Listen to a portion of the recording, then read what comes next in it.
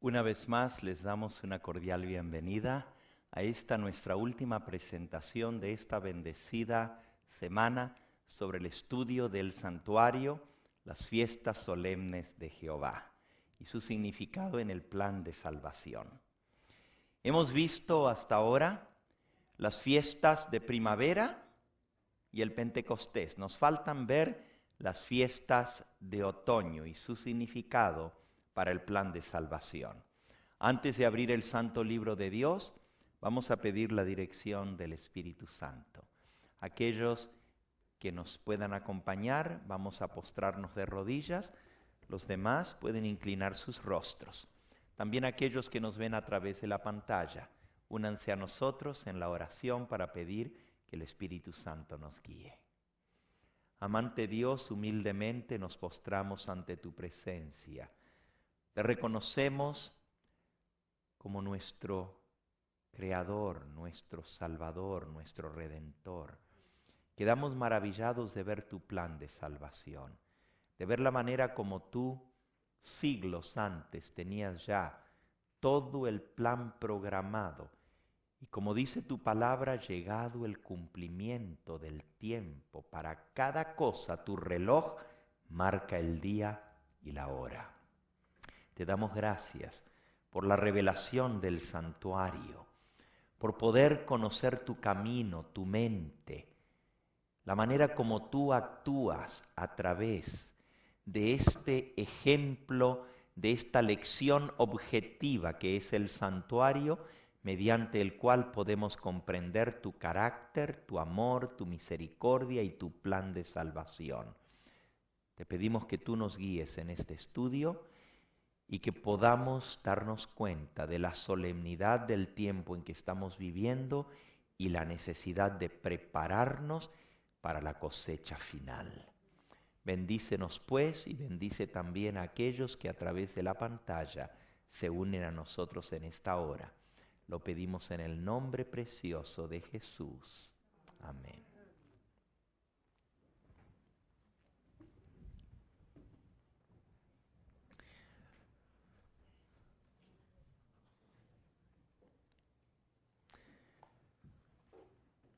Quiero iniciar con una cita del apóstol San Pablo en el libro a los Hebreos, en el capítulo 9, donde nos habla acerca de la purificación del santuario. Dice en el versículo 22 en adelante: fue pues necesario.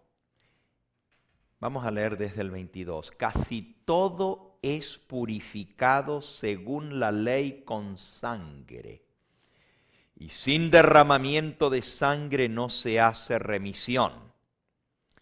Fue pues necesario que las figuras de las cosas celestiales fuesen purificadas así, pero las cosas celestiales mismas con mejores sacrificios que estos. Porque no entró Cristo en el santuario hecho de mano, figura del verdadero, sino en el cielo mismo para presentarse ahora por nosotros ante Dios. Y no para ofrecerse muchas veces, como entraba el sumo sacerdote en el lugar santísimo cada año, con sangre ajena. De otro modo le hubiera sido necesario padecer muchas veces desde el principio del mundo. Pero ahora, en la consumación de los siglos, se presentó de una vez para siempre, por el sacrificio de sí mismo, para quitar de en medio el pecado.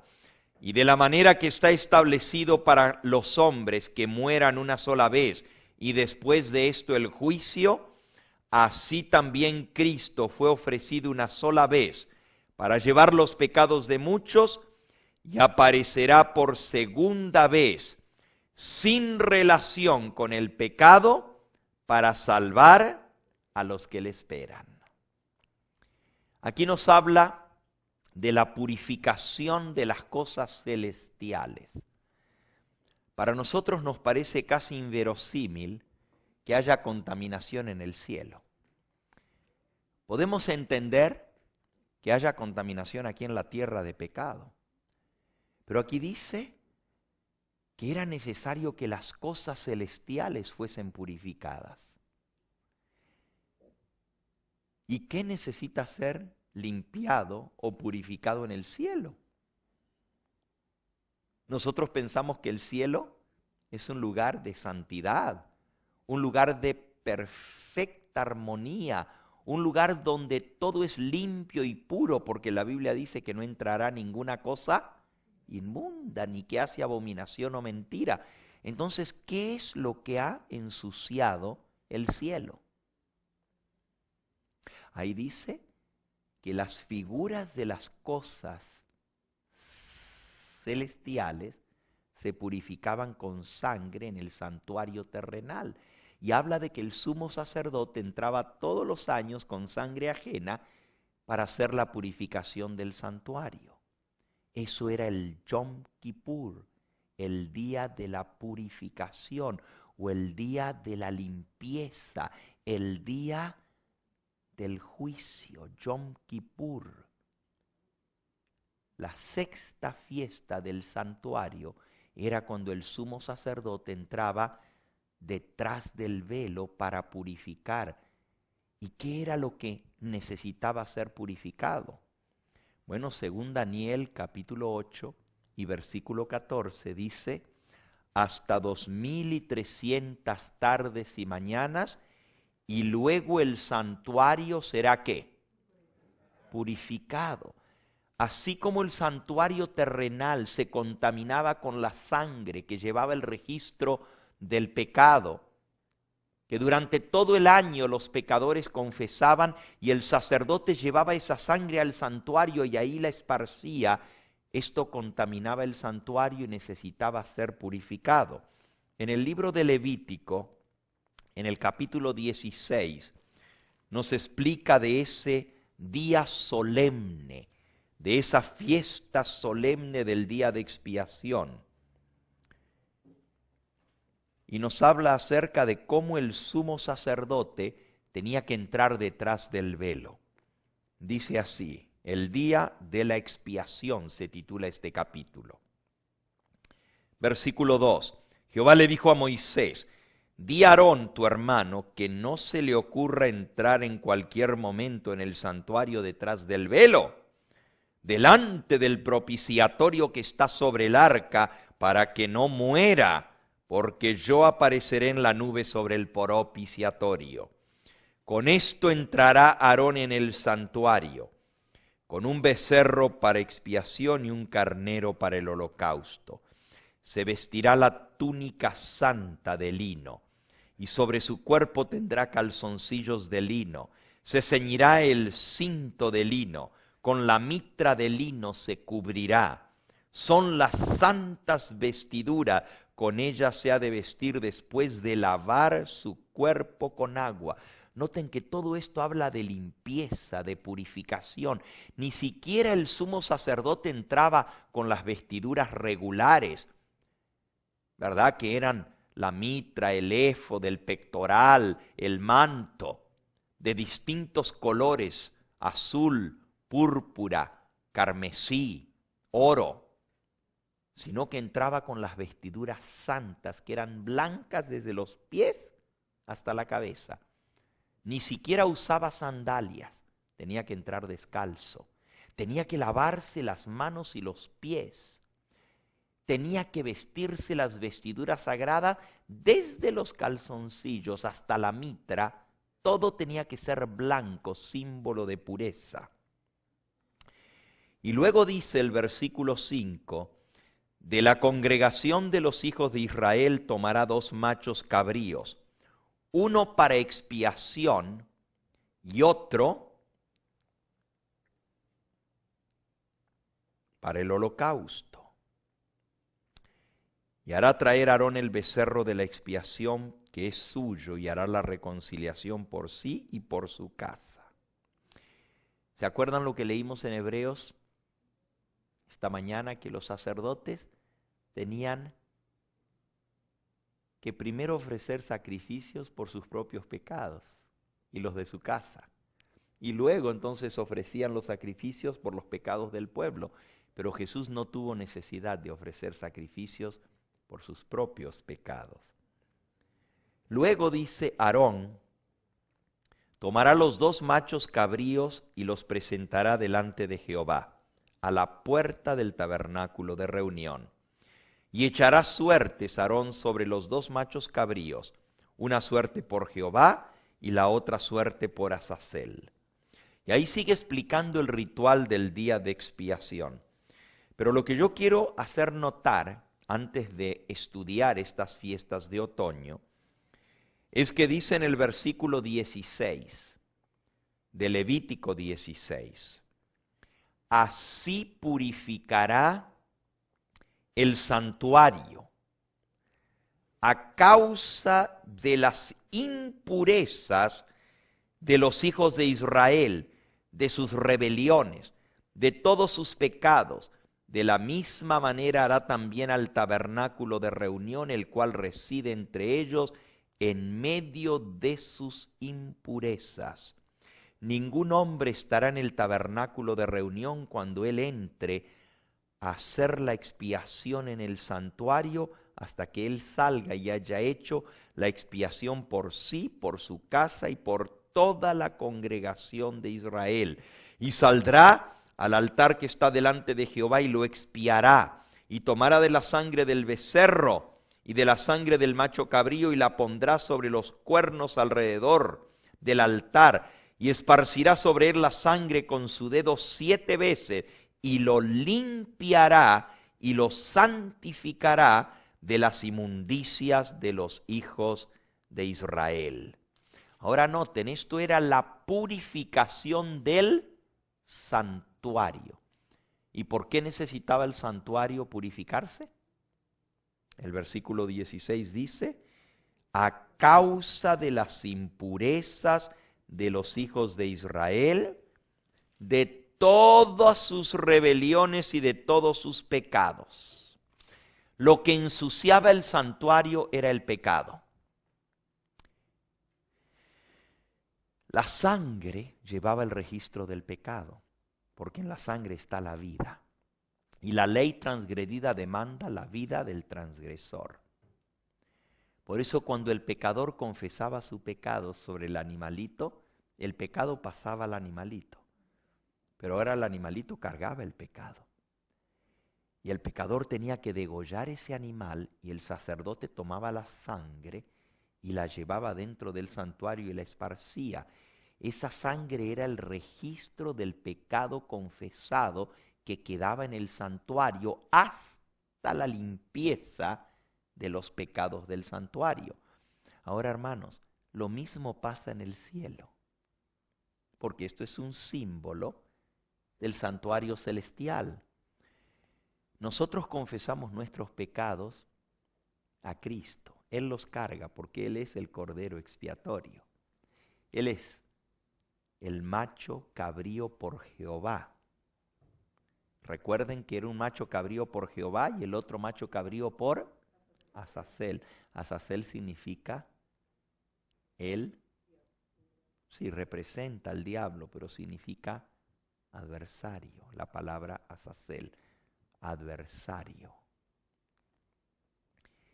Jesús está representado por el macho cabrío. Y sobre el macho cabrío se confesaban los pecados del pueblo. Así cuando nosotros confesamos nuestros pecados, Jesús los carga.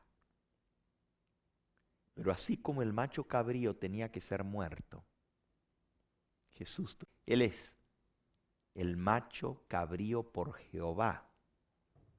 Recuerden que era un macho cabrío por Jehová y el otro macho cabrío por Azazel. Azazel significa él, sí, representa al diablo, pero significa adversario. La palabra Azazel, adversario. Jesús está representado por el macho cabrío. Y sobre el macho cabrío se confesaban los pecados del pueblo. Así cuando nosotros confesamos nuestros pecados, Jesús los carga. Pero así como el macho cabrío tenía que ser muerto, Jesús tuvo que morir por nosotros.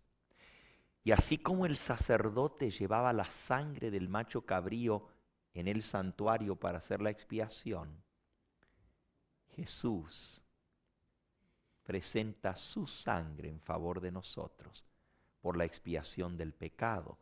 Ahora, día tras día el pueblo de Israel confesaba sus pecados sobre un cabrito o sobre un cordero. La única excepción era si eran muy pobres y no tenían para comprar un corderito o un cabrito, traían 2 palomitas.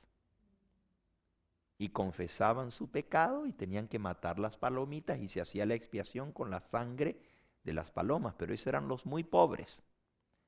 Pero los que tenían manera de traer un animal, tenían que traer un animal. El sacerdote recogía en un tazón la sangre del animal y la llevaba en el santuario para hacer la expiación. Día tras día, miles de individuos traían un animalito, era sacrificado todos los días y esa sangre iba al santuario. En la sangre iba el registro del pecado confesado. Ahora, en el cielo pasa lo mismo. Día tras día, miles de hijos de Dios por todas partes de la tierra confesamos nuestros pecados a Cristo. Queda un registro de esos pecados confesados en los libros del cielo. Y en el día de expiación se va a revisar ese registro y se va a limpiar los registros del cielo. Para eso es el día de expiación. Ahora, quiero leerles una cita del espíritu de profecía. Esta cita está tomada del libro Palabras de Vida del Gran Maestro en la página 133. Yo no tengo aquí el libro en español, pero tengo la cita en inglés y se las voy a leer traduciendo. La dice así: el pleno significado de la economía judía se refiere a las fiestas del santuario. Así se le llama a la economía judía, el santuario junto con sus sacrificios y sus fiestas. El pleno significado de la economía judía todavía no se comprende en su totalidad. Verdades vastas y profundas estaban prefiguradas en estos ritos y símbolos. El Evangelio es la llave que abre estos misterios. A través de un conocimiento del plan de salvación, sus misterios se abren para la comprensión. Es nuestro privilegio mucho más que lo que hemos hecho hasta ahora de estudiar estos temas profundos. Debemos comprender las cosas profundas de Dios. Ángeles desean mirar en estas verdades que han sido reveladas al pueblo de Dios con corazón contrito a aquellos que están buscando la verdad de Dios y suplicando al cielo por más luz, más profundidad, más conocimiento, más altura del conocimiento que solamente Dios nos puede dar. La mensajera del Señor dice que tenemos que estudiar estos temas y que tenemos que estudiarlos más a fondo, porque hay muchas lecciones que tienen para enseñarnos. Bueno, ¿qué es lo que no se entiende de la economía judía? Dios tiene todavía verdades que revelarnos con respecto a eso. Y si todavía no se comprenden en su totalidad, entonces ¿cómo podemos decir nosotros que esas cosas ya están en el pasado y que ya no tienen nada que ver con nosotros hoy en día y que eso ya caducó y que esas cosas son del Antiguo Testamento y ya Cristo murió y para qué queremos estudiar eso de las fiestas? Cuando la mensajera del Señor dice que tenemos que estudiarlas, porque hay muchas verdades que nos quiere revelar el Señor a través de estas cosas. Ahora, hemos visto que las fiestas representan, como acabamos de leer, todo el plan de salvación. Y veamos el año completo de las fiestas judías en el santuario. Vamos a verlo allí en la diapositiva número 10. Dice las fiestas judías en tipo y antitipo. Y si ustedes ven en la pantalla, en un momentito, ahí pueden ver la diapositiva, dice, hay dos columnas rojas a los costados, son como dos flechas, que van desde la Pascua hasta las cabañas. A mano izquierda dice un año judío completo, o sea, un año del santuario, las 7 fiestas que nos llevan desde el primer mes hasta el final, la cosecha. Y aparecen las 7 fiestas. Al otro lado, la otra columna roja dice toda la era cristiana, o sea, el plan de salvación completo. La Pascua, según la orden de Dios, se mataba el Cordero Pascual el 14 de Nisán entre las 2 tardes. Cristo murió un 14 de Nisán. Esto no es simplemente casualidad.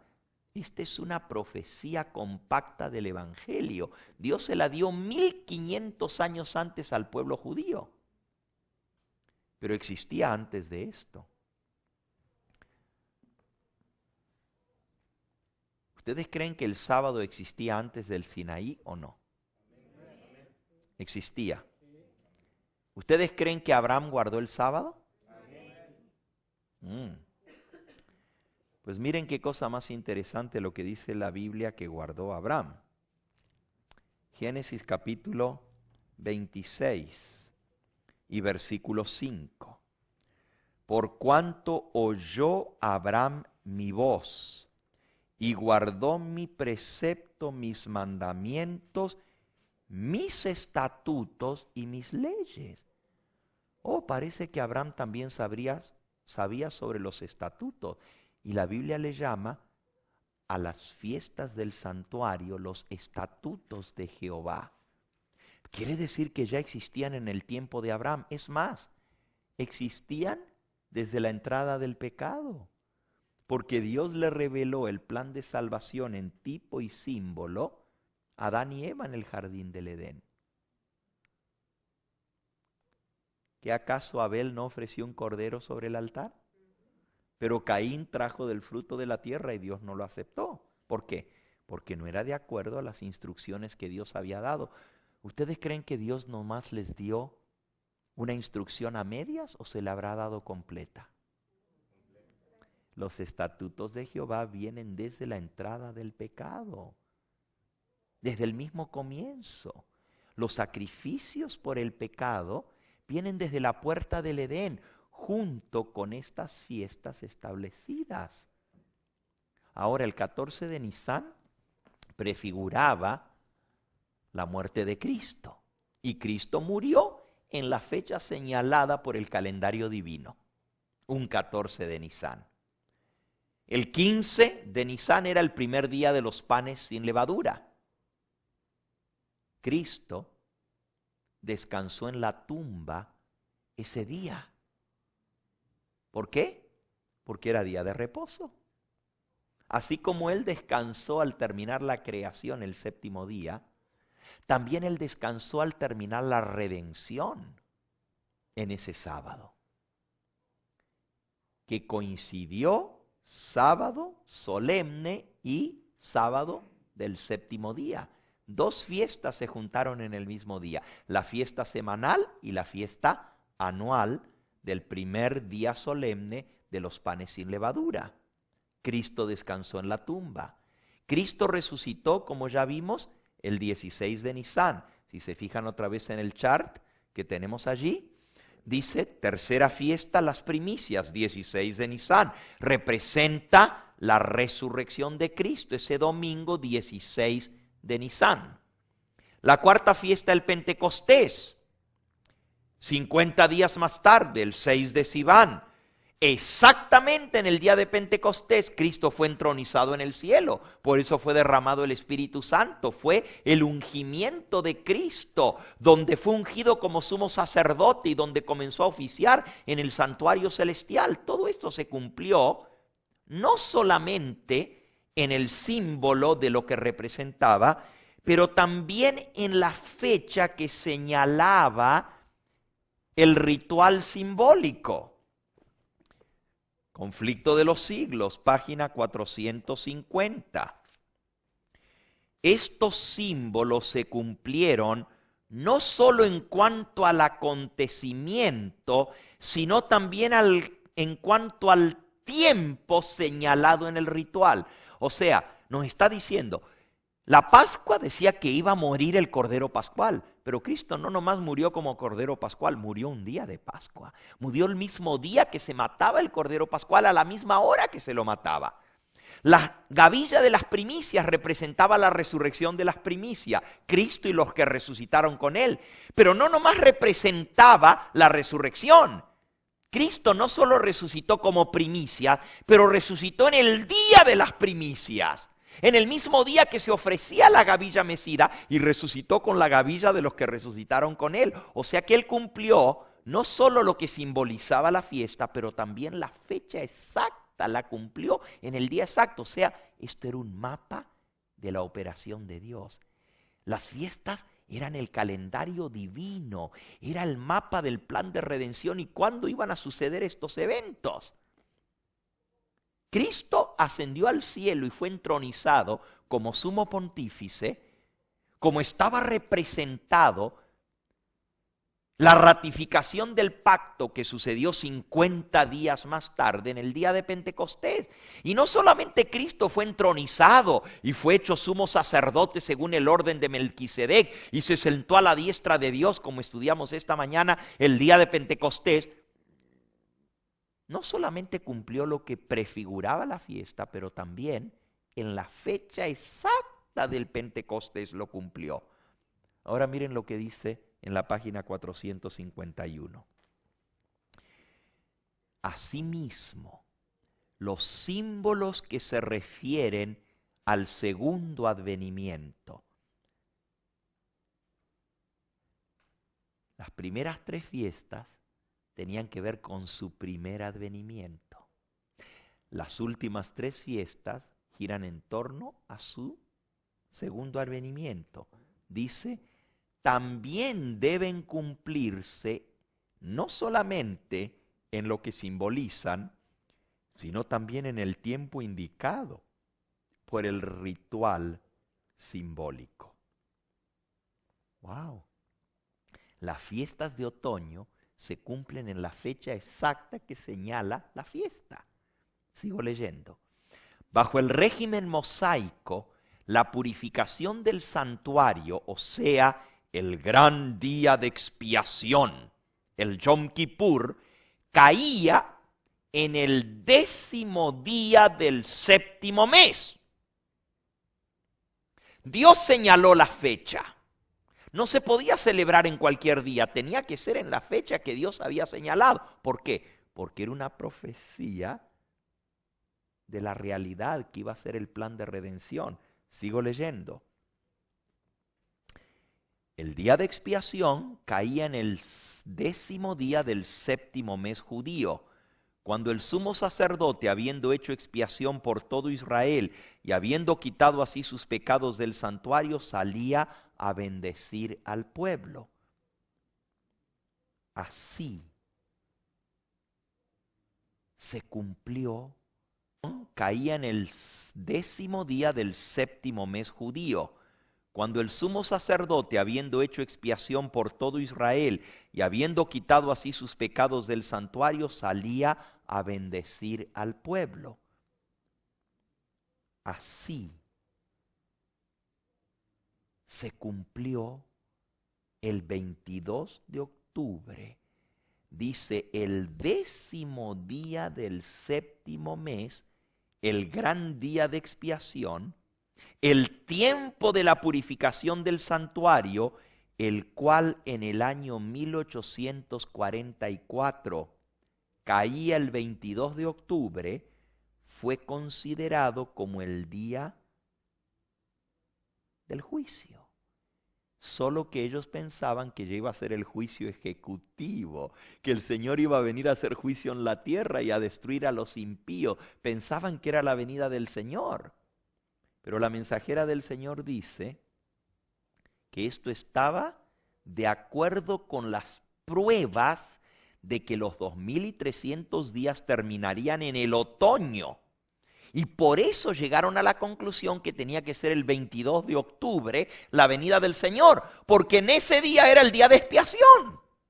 Lo que no entendieron era que había una fiesta más, la fiesta de las cabañas. Esa representa la venida del Señor. Pero la fiesta de expiación representaba el juicio previo a la venida del Señor.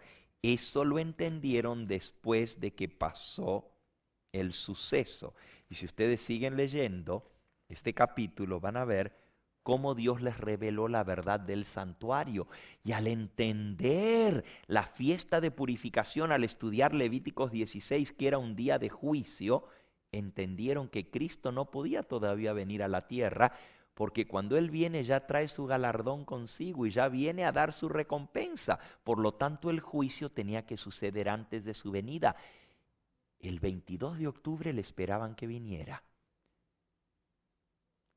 Esperaron, pasó todo el día y Jesús no apareció. Y estaban tristes. Estaban muy tristes. A esto se conoce en la historia adventista como el gran chasco. ¿Y por qué fue chasco? Porque ellos esperaban que Jesús viniera el día de expiación, pero no vino. Y dijeron, ¿y dónde estuvo nuestro error? Si está exacto. Pero si se cumplieron todas las fiestas de primavera exactas en el día, ¿por qué no se cumplió la de la expiación? No es que no se cumplió, solo que ellos habían malinterpretado el evento. Ahora, no se sorprendan, a los discípulos le pasó lo mismo. Cristo murió un 14 de Nisan, que se mataba el Cordero Pascual, pero por 1500 años el pueblo de Israel había mecido la gavilla que representaba la resurrección al tercer día. Y sin embargo, cuando Cristo resucitó, ni siquiera esperaban que resucitara, aunque Él les dijo, voy a resucitar al tercer día, pero ni lo creían. El día que se mecía la gavilla, los discípulos estaban no en el templo celebrando la fiesta de las primicias. ¿Saben dónde estaban? Escondidos por miedo a los judíos en el aposento alto, llorando, tristes. Y llegaron las mujeres avisando de que habían visto a unos ángeles que le dijeron que él había resucitado. Al rato llegó María Magdalena y les dijo, yo vi al Señor. ¿Y saben lo que dice la Biblia? Ellos pensaban que era locura lo que decían estas mujeres, no creían. Lo quieren leer, es increíble lo que les estoy diciendo, pero es cierto. También ellos no entendieron la fiesta de las primicias hasta después que pasó. Después sí entendieron que tenía que ser la resurrección, pero en el momento no lo entendieron. Lo mismo les pasó a los pioneros adventistas. La fiesta se cumplió, pero no entendieron lo que era hasta después que pasó. Miren, en el caso de los apóstoles, lo pueden leer allí en el Evangelio. Dice en el capítulo 16 de San Marcos, hablando acerca de María Magdalena,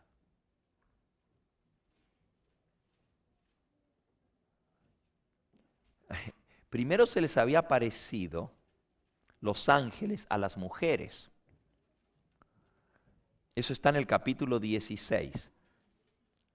Que vinieron al sepulcro. Y vieron a un joven vestido de ropa blanca dentro del sepulcro.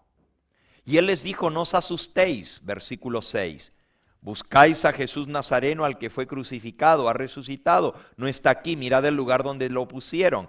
Pero ir y decid a sus discípulos y a Pedro que va delante de vosotros a Galilea, allí le veréis como él dijo. Y ellas se fueron huyendo del sepulcro porque les había tomado temblor y espanto y no decían nada a nadie porque tenían miedo. Las mujeres que vieron a los ángeles tenían miedo, no le decían nada a nadie. Luego se le apareció a María Magdalena. Versículo 9, habiendo pues resucitado Jesús por la mañana el primer día de la semana, apareció primeramente a María Magdalena, de quien había echado 7 demonios, y ella lo hizo saber a los que habían estado con él. Ella sí les dijo que estaban tristes y llorando. ¿Cómo estaban los discípulos? Ahora, hermano, Jesús ya había resucitado y todavía estaban tristes y llorando. Ya se había aparecido. Y María Magdalena les dijo, y miren lo que dice el versículo 11, ellos, cuando oyeron que vivía y que había sido visto por ella, ¿qué dice? No le creyeron. No le creyeron. Pobrecita, está tan afectada por la muerte del Señor, tanto que lo quería, que está media loca. Ya está viendo visiones, que lo vio a Jesús. ¿Cómo si está muerto? No le creyeron. Pero eso no fue todo. Versículo 12. Después apareció en otra forma 2 de ellos que iban de camino yendo al campo, ¿se acuerdan? Los 2 que iban a Emaús. Y ellos también fueron y se lo hicieron saber a los otros, y ni aún a ellos le creyeron. Hermanos, los mismos discípulos no creían que Jesús había resucitado. Y era el día de las primicias. Y estaba prefigurado en la fiesta la resurrección. Pero no entendían. Recién hasta después lo entendieron. Cuando Jesús les abrió el entendimiento para que comprendieran las escrituras. Y les dijo, así está escrito en Moisés. Y les mostró por el Torá, por los libros de Moisés, por el santuario que él tenía que resucitar al tercer día. Dice, díganme, ¿qué día se mata el Cordero Pascual? Pues el 14 de Nisan. ¿Y qué día murió el Señor? Todavía no sabían que era Él, estaban sentados a la mesa, ¿se acuerdan? Y les abrió el entendimiento, esto es San Lucas 24, y les dijo, ¿qué día se mata el Cordero Pascual? Pues el 14 de Nisan. ¿Y qué día murió el Señor? Pues el 14 de Nisan. Pues no ven que Él murió como Cordero. Oh, entonces tenía que morir. Nosotros pensábamos que Él no iba a morir, que iba a ser rey de Israel. No, estaba dicho. Y les mostró, les abrió las escrituras y les llevó al libro de Levítico y al libro de Éxodo, porque dice que comenzó por Moisés y luego fue por todos los demás profetas explicándole lo que decían acerca de él.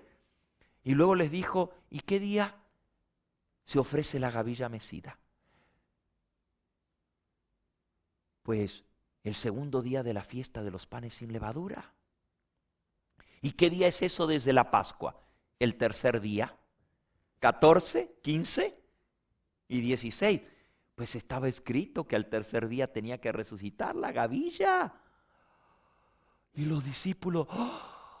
Pero entonces eso es lo que significa. Y dice que les abrió el entendimiento y ahí comprendieron que era necesario. Eso lo pueden leer en San Lucas, en el capítulo 24. Miren, es increíble. Pero no lo entendían, hermanos. Las fiestas las habían celebrado y no las entendían. Así, el pueblo adventista no entendió lo de la fiesta de expiación. Así que no los culpemos. A veces mucha gente dice, pero la iglesia adventista debe ser falsa porque comenzó con un chasco y se fundó sobre una profecía falsa. Dijeron que Cristo venía y no vino. Entonces los adventistas dieron una profecía falsa. Pues hermanos, si por eso la iglesia es falsa, también el cristianismo es falso. Porque también los apóstoles creyeron que él iba a venir a redimir a Israel y no pensaron que lo iban a matar. Y también se chasquearon cuando él murió y estaban tristes y llorando, igual que los pioneros adventistas, que los creyentes en el advenimiento de Cristo estaban tristes, llorando. Ese 22 de octubre pasó en expectativa. Esperaban que viniera el Señor, pero cuando llegó la noche y se dieron cuenta que no había venido, esa noche no durmieron, hermanos. Lloraron toda la noche de tristeza de que no había venido el Señor. Y dijeron, ¿en qué fallamos? Y comenzaron a revisar otra vez, ¿y por qué? ¿Y por qué? ¿Y por qué? Ahora, así como los dos discípulos de Emaús, que iban camino a Emaús, entendieron las Escrituras, porque el Señor les reveló, y a través de ellos los demás discípulos entendieron. También el Señor tuvo a dos discípulos del movimiento adventista, que a través de ellos entendimos lo de la fiesta del día de expiación. Miren qué interesante, en Lucas 24 dice que iban de camino, iban platicando entre sí. Los ojos de ellos, versículo 16, estaban velados para que no lo conocieran. Jesús se puso en medio de ellos, iba caminando, pero no lo reconocieron. Versículo 17, y les dijo, ¿qué pláticas son estas que tenéis entre vosotros mientras caminad? ¿Por qué estáis tan tristes? ¿Cómo estaban los discípulos? Tristes. Y dijeron, uno de ellos que se llamaba Cleofas, ¿eres tú el único forastero en Jerusalén que no ha sabido de las cosas que en ellas han acontecido en estos días? Y él les dijo, ¿qué cosas? Y ellos le dijeron, de Jesús Nazareno, que fue varón profeta, poderoso en obra y en palabra delante de Dios y de todo el pueblo, y cómo lo entregaron los principales sacerdotes y nuestros gobernantes a sentencia de muerte, y lo crucificaron. Pero nosotros esperábamos que Él era el que había de redimir a Israel. Y ahora, además de todo esto, hoy es el tercer día de que todo esto ha acontecido. Ellos esperaban otra cosa, esperaban que Él reinara como rey y libertara a Israel de los romanos, del yugo de los romanos. Se equivocaron en el evento, pero se había cumplido la profecía del santuario, solo que ellos no la entendían. Dice, también nos sorprendieron, versículo 22, unas mujeres entre nosotros que antes del día fueron al sepulcro y como no hallaron su cuerpo, vinieron diciendo que habían visto visión de ángeles, quienes dijeron que Él vive. Miren, ya ni decían que habían visto los ángeles, sino vieron visión de ángeles. Imagínense, ellos habían visto ángeles, las mujeres, pero dijeron, no, nomás vieron visión, pobrecitas, están tan afectadas que vieron visión de ángeles. Dice, y aún fueron algunos de los nuestros al sepulcro y hallaron así como las mujeres habían dicho, pero a Él no lo vieron. Y miren lo que les dijo Jesús. Oh insensatos y tardos de corazón para creer todo lo que los profetas han dicho. ¿No era necesario que el Cristo padeciera estas cosas y que entrara en su gloria? Y comenzando desde Moisés y siguiendo por todos los profetas, les declaraba en todas las Escrituras lo que de Él decían. Hermanos, Jesús comenzó ¿por dónde? Por Moisés. Él les predicó el Evangelio según Moisés. Moisés. ¿Y a dónde dice Moisés que Cristo tenía que padecer y morir? ¿A dónde dice Moisés que Cristo tenía que resucitar al tercer día? En el único lugar que Moisés habla de eso es cuando Dios le reveló las fiestas del santuario. No está en ninguna otra parte. Ustedes pueden leer desde Génesis hasta Deuteronomio, los 5 libros de Moisés, y ahí no dice nada del Mesías que tenía que morir y resucitar al tercer día, a menos que usted los vea ¿dónde? En el santuario, en las fiestas del santuario. Y Jesús les abrió el entendimiento para que comprendieran las fiestas del santuario, porque ahí estaba dicho lo de Él, estaba profetizado que tenía que morir un 14 de Nisan, que tenía que resucitar un 16 de Nisan. Todo estaba en el santuario.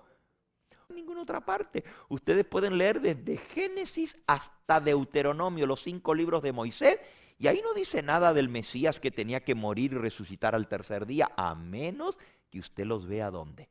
En el santuario, en las fiestas del santuario. Y Jesús les abrió el entendimiento para que comprendieran las fiestas del santuario, porque ahí estaba dicho lo de él, estaba profetizado que tenía que morir un 14 de Nisan, que tenía que resucitar un 16 de Nisan.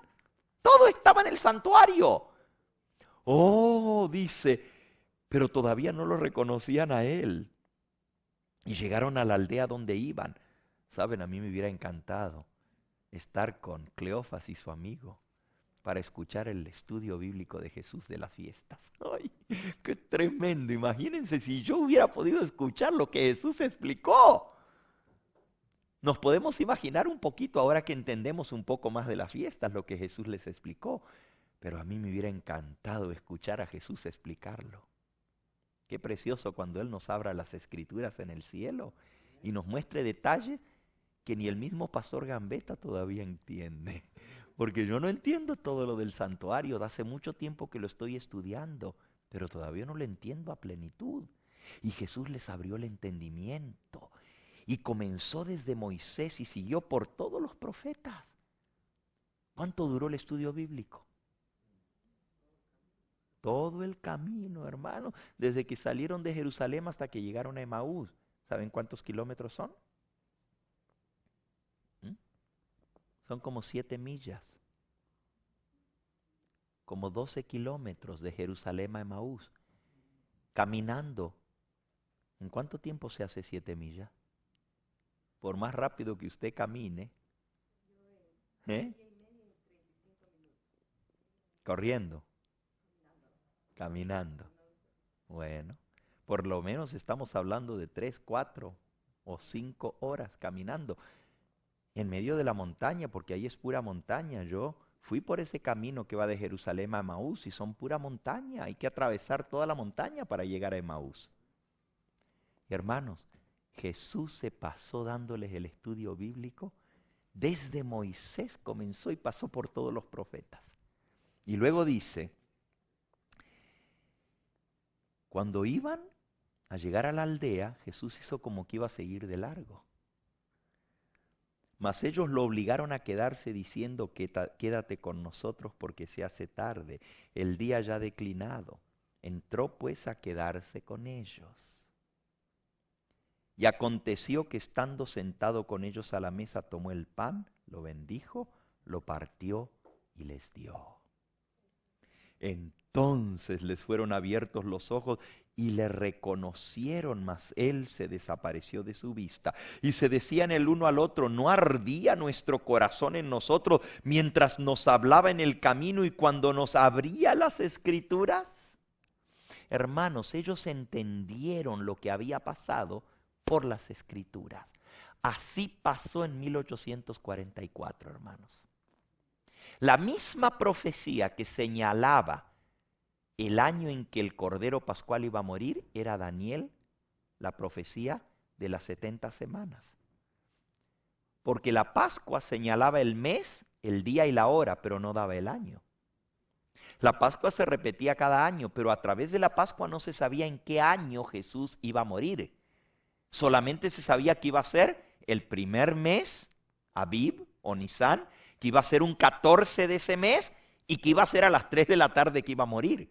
Pero el año lo da Daniel el profeta en la profecía de las 70 semanas, porque dice, vas a contar desde la salida para la orden de restaurar y edificar Jerusalén hasta el Mesías príncipe, 7 semanas y 62 semanas. Y en la semana que queda, la mitad de la semana hará cesar el sacrificio y la ofrenda. La profecía que señalaba el año exacto de la muerte de Cristo está en Daniel, pero esa profecía de las 70 semanas era parte de la profecía de los 2300 días. Porque dice 70 semanas están cortadas. ¿De dónde? De la profecía más grande de los 2300 días. La misma profecía que los discípulos no entendieron y Jesús les abrió la Escritura para explicarle a los 2 discípulos que iban camino a Emaús, es la misma profecía que los pioneros adventistas, los creyentes en 1844, Predicaron, pero no entendieron. ¿Y saben lo que pasó?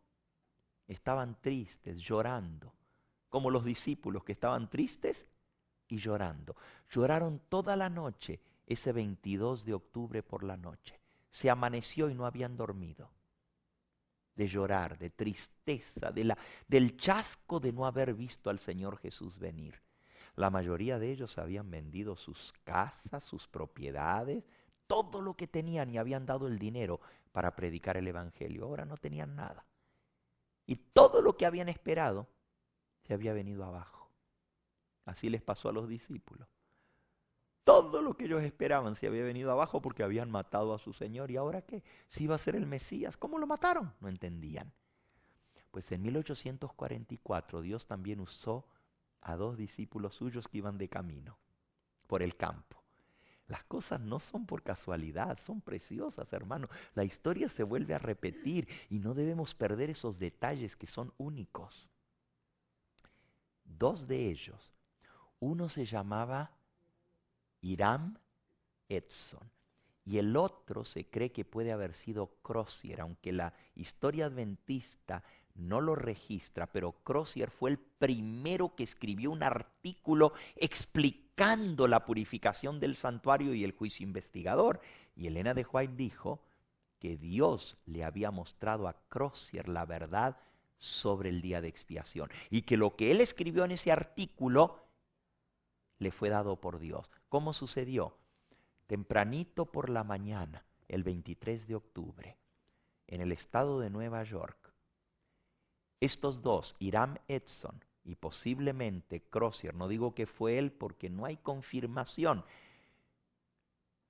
en la historia, pero muchos creen que puede haber sido Crozier.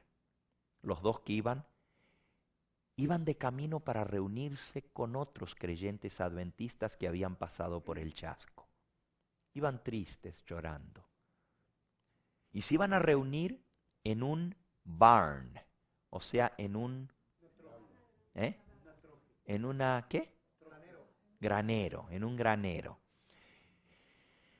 Porque ahí iban a reunirse para orar juntos y para animarse unos a otros, porque ahora no sabían qué hacer. Todo se había venido abajo, porque Cristo no había venido. La historia no nos dice por qué decidieron atravesar por un campo de maíz. Era el 23 de octubre. Ese campo pertenecía a Hiram Edson. Si alguna vez planeamos un viaje a ir a conocer esos lugares, ¿les gustaría ir con el Evangelio Eterno a conocer el granero?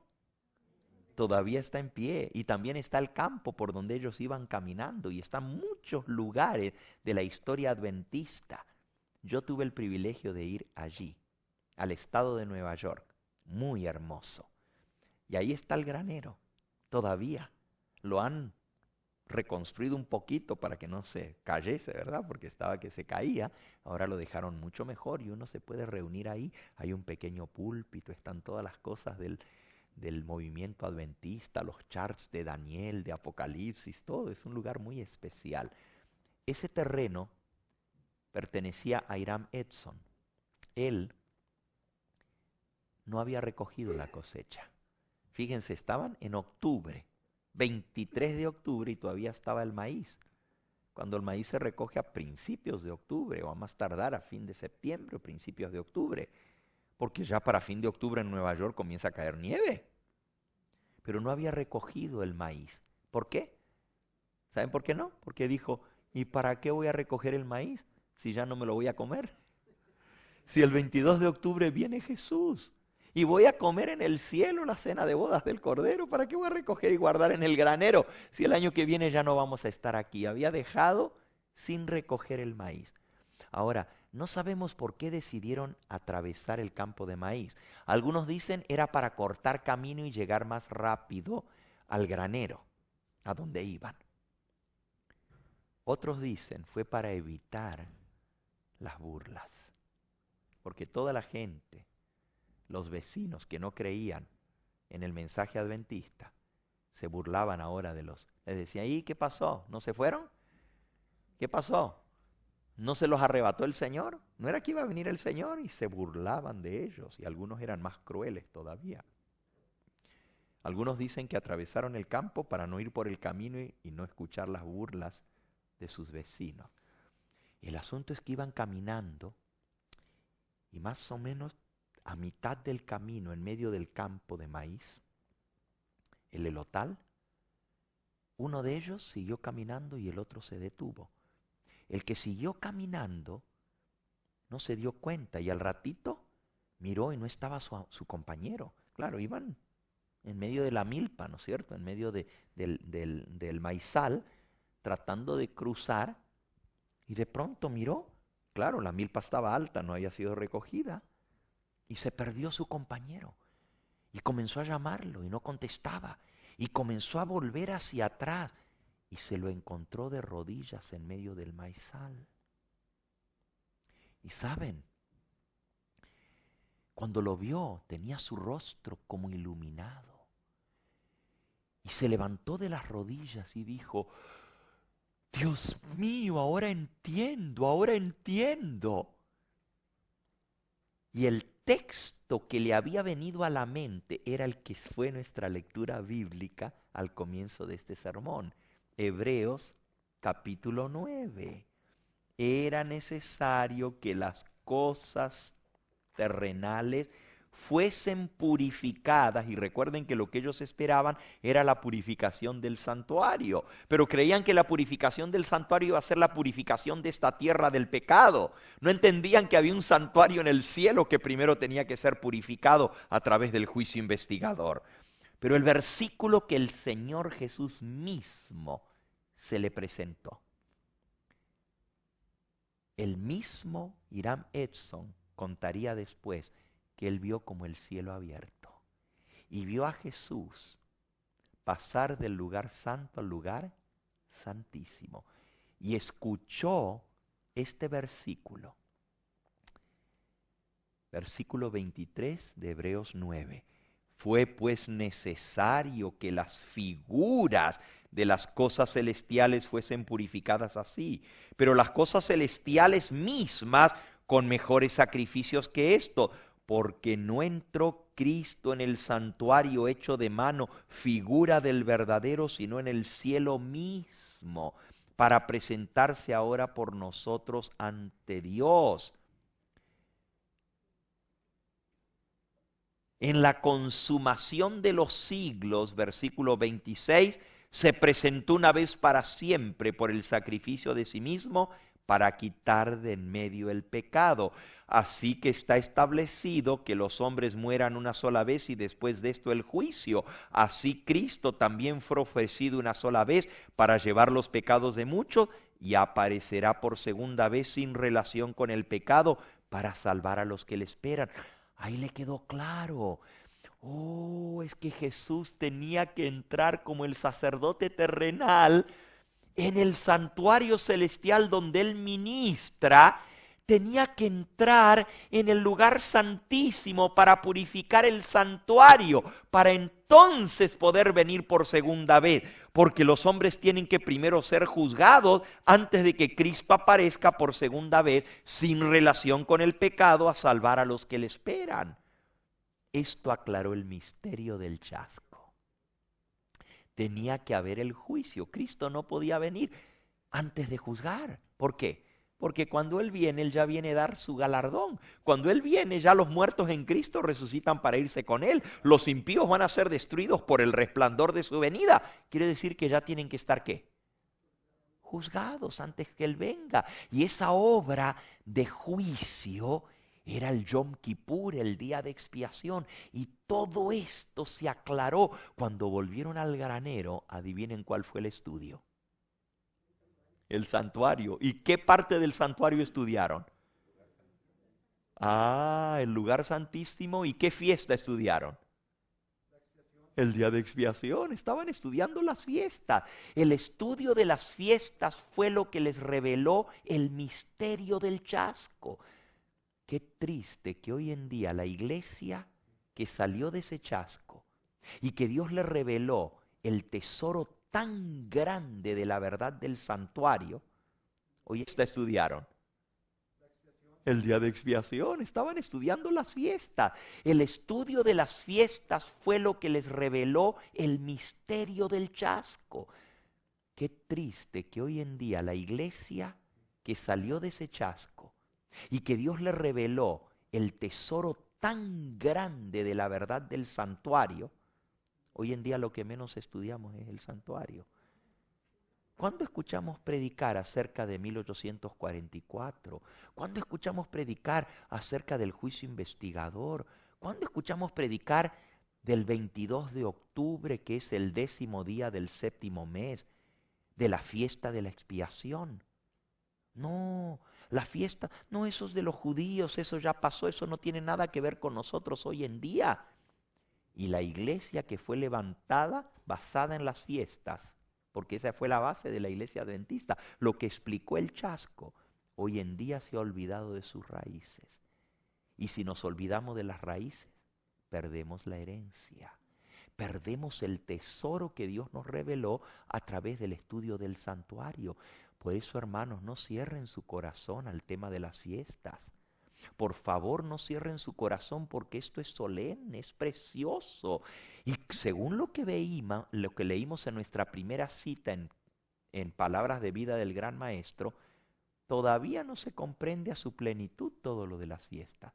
Y si todavía no se comprende, la hermana White dice que tenemos que estudiarlo más a profundidad para sacar esos tesoros que Dios tiene para revelarnos. Ahora, la iglesia adventista salió como resultado del chasco. El mensaje adventista era el mensaje del 10º día del 7º mes. Así se le llamaba. En el campamento de Exeter, New York, Camp Meeting, debajo de una carpa. Ese fue el mensaje. Hay verdad presente. ¿Qué nueva luz hay? Ah, la nueva luz es que el día de expiación es el 10º día del 7º mes. Y esa es la fecha en que podemos esperar la venida del Señor. Esa fue la base del mensaje adventista. El clamor de medianoche se conoce como el movimiento del 7º mes. Léanlo en el Conflicto de los Siglos. Así literalmente se llama. El movimiento del 7º mes. Ahora, en el 7º mes sucedía las trompetas, el día de expiación y las cabañas. Las 3 fiestas de otoño suceden en el 7º mes y tienen que ver con el final, the wrap-up of the plan of salvation, the final events in the plan of salvation. La finalización del plan de salvación están representados en las fiestas de otoño. ¿Qué son estas cosas? Bueno, primero las trompetas. Las trompetas anunciaban que se llegaba la hora del juicio. Ahora, cuando hablamos de trompetas, hermanos, nosotros pensamos en trompetas como las de ahora. Los israelitas tenían trompetas de plata que se usaban para tocar en cada novilunio. O sea, al comenzar el mes en luna nueva, sonaban las trompetas a anunciar que había comenzado un nuevo mes. Pero cuando llegaba el 7º mes, no solo tocaban las trompetas. ¿Y cuántas trompetas se tocaban en el 7º mes? Claro, 7, porque era el 7º mes. El primer mes se tocaba un trompetazo y después venían otras trompetas para anunciar los distintos eventos del novilunio. El culto se anunciaba con trompeta, pero era un trompetazo fuerte anunciando el primer mes. El segundo mes eran 2 trompetazos. El 7º mes eran 7 trompetazos. Tiene que ver con las 7 trompetas. Ahora, en el 7º mes, aparte de tocar la trompeta, se tocaba otro instrumento que a veces se confunde con trompeta, pero era el cuerno del sonido. Se llama en hebreo el shofar. Y con el permiso de ustedes, yo les voy a mostrar un shofar, porque aquí lo tenemos. Este es el shofar. Este es el cuerno que se usa para tocar. Yo quiero aprender a tocarlo, yo no lo sé tocar, pero me gustaría aprender a tocarlo. Yo no sé si alguno aquí lo sabe tocar. ¿Alguien lo sabe tocar? ¿Usted le sopla un poquito? El hermano Velázquez, no es que él anda un poquito malo de la garganta, pero si él se anima, me gustaría que le diera un trompetazo. Para que ustedes escuchen, este sonido anuncia que se acerca el día del juicio. Este es un hermoso cuerno, un shofar. Esto es lo que sonaba el primer día del séptimo mes en la fiesta de las trompetas. A ver, hermano, después usted me enseña y yo aprendo. No es fácil tocarlo, no es fácil.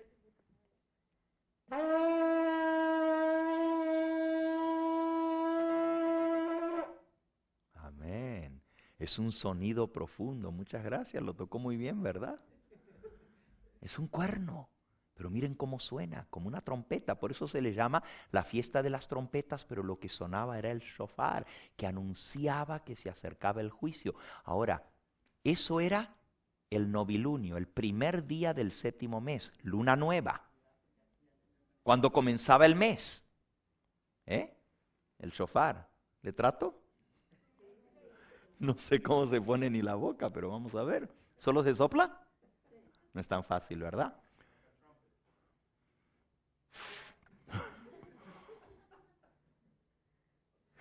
No, no suena. A ver, Dani, ¿tú quieres probar?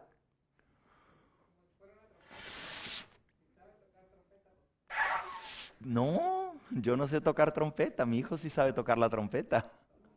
Bueno, toca el saxofón, a ver si le sale. A ver si le sale. Pero mire qué bonito que lo tocó el hermano Velázquez. ¿Tampoco? Nomás le hace... Ahí va. Ya, ya.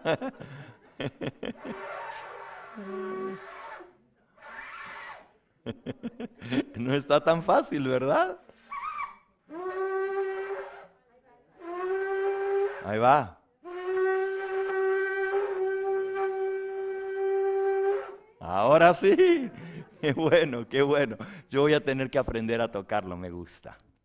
Pero saben, hermanos, la tocada del shofar anunciaba que se acercaba el día de expiación y que todos tenían que hacer arreglos, porque si les tocaba el día de expiación y sus pecados no habían sido transferidos al santuario, cuando se limpiaba el santuario de todos los pecados del pueblo de Israel, no se podían limpiar los pecados de ellos, porque no habían sido confesados y no se habían transferido al santuario.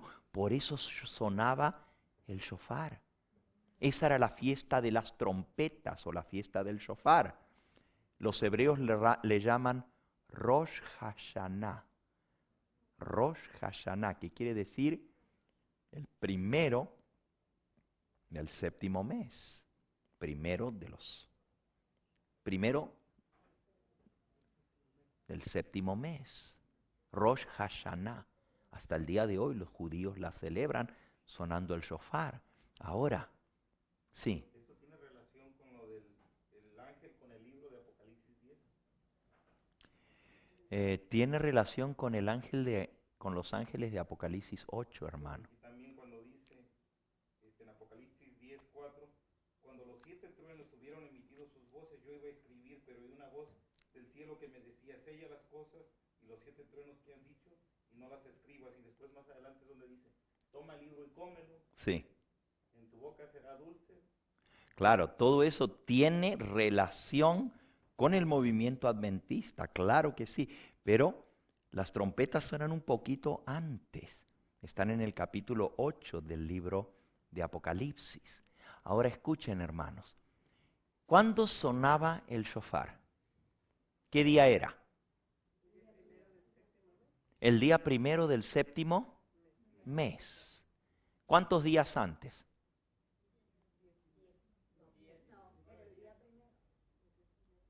¿Cuántos días antes del día de expiación?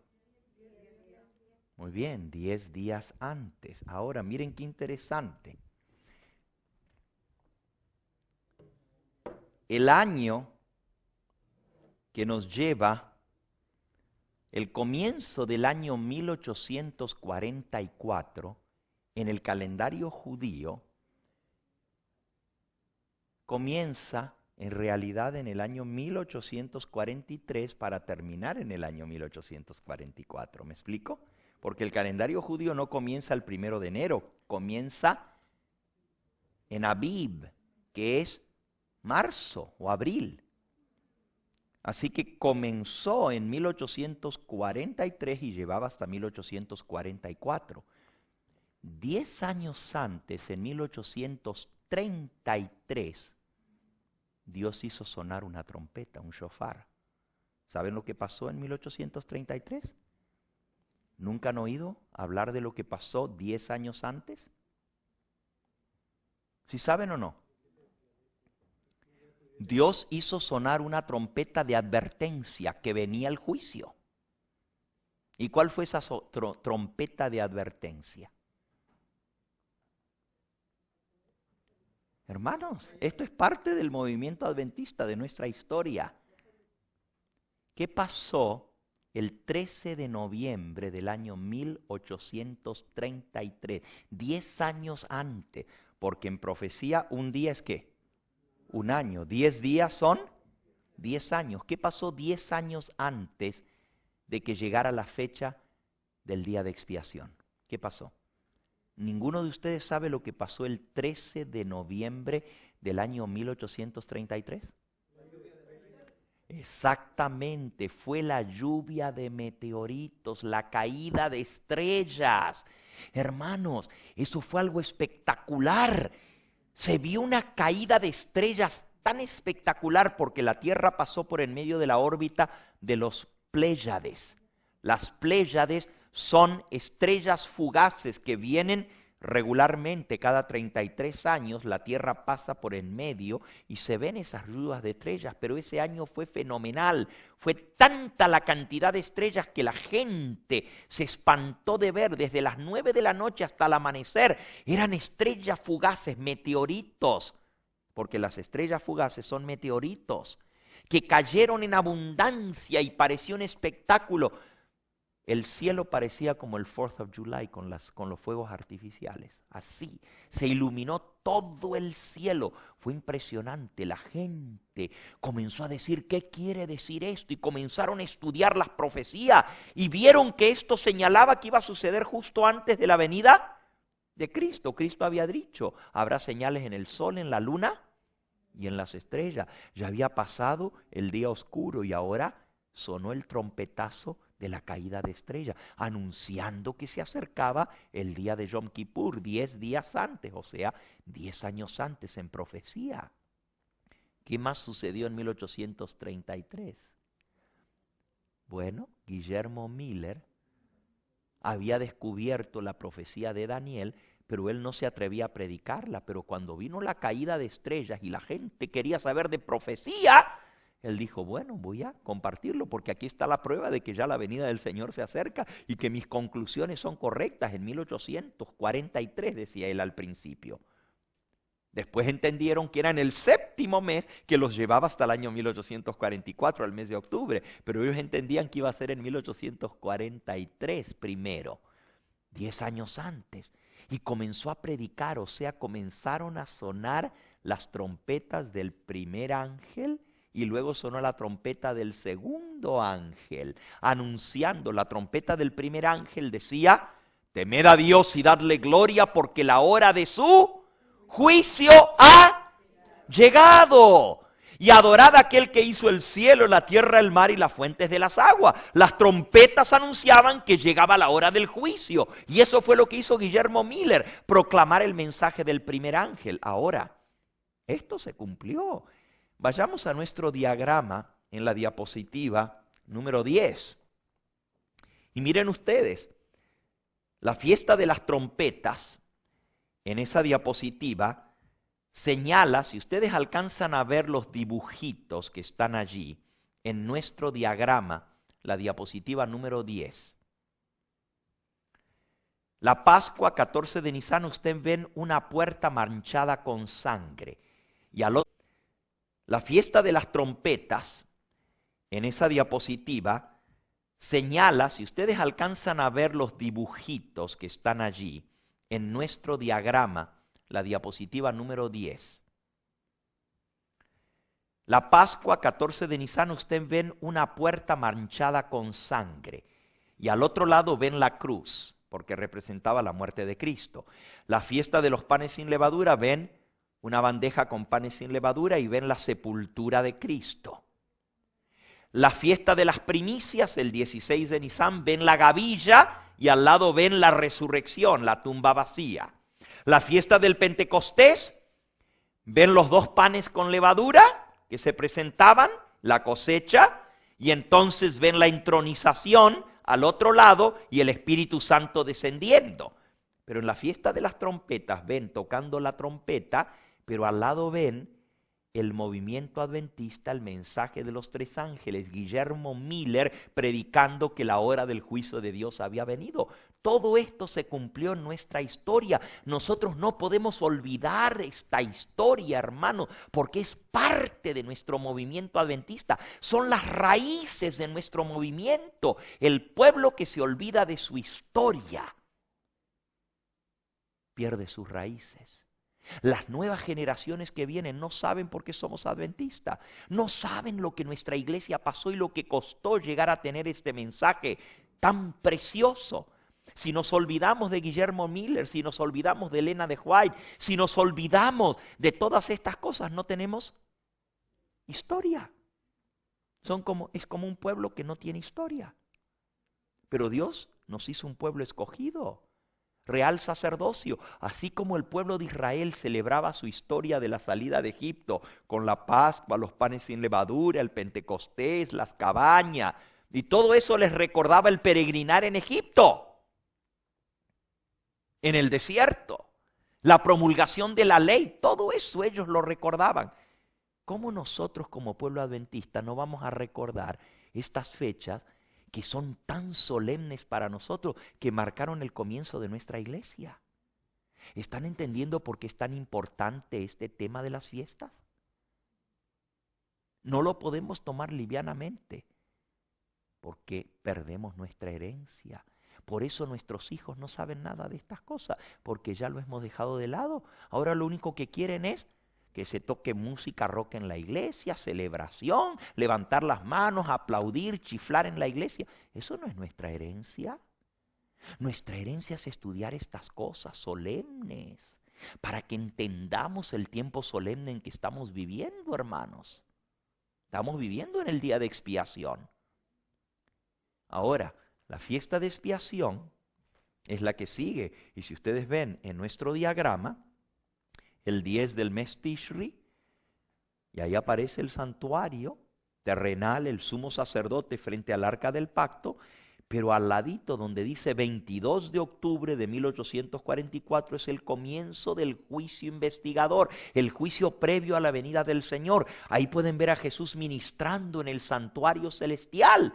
Eso tenía que suceder antes que Él pudiera venir a esta tierra. Y luego viene la fiesta de las cabañas, que era del 15 al 22 del séptimo mes Tishri, y eso representa el último evento en el plan de salvación.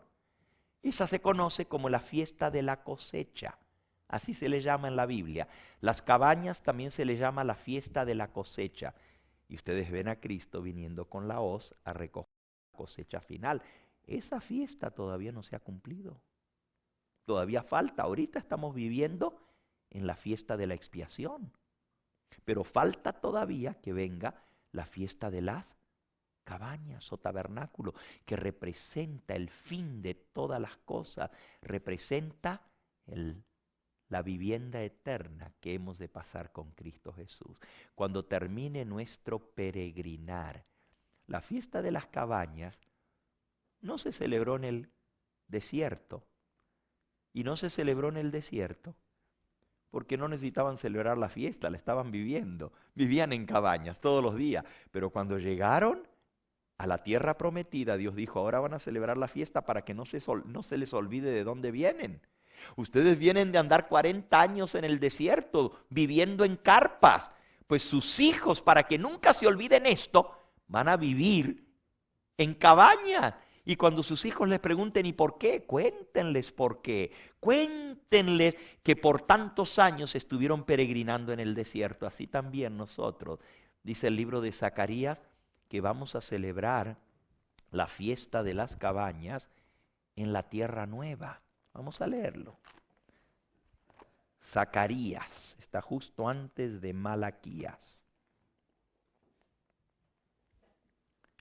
Zacarías.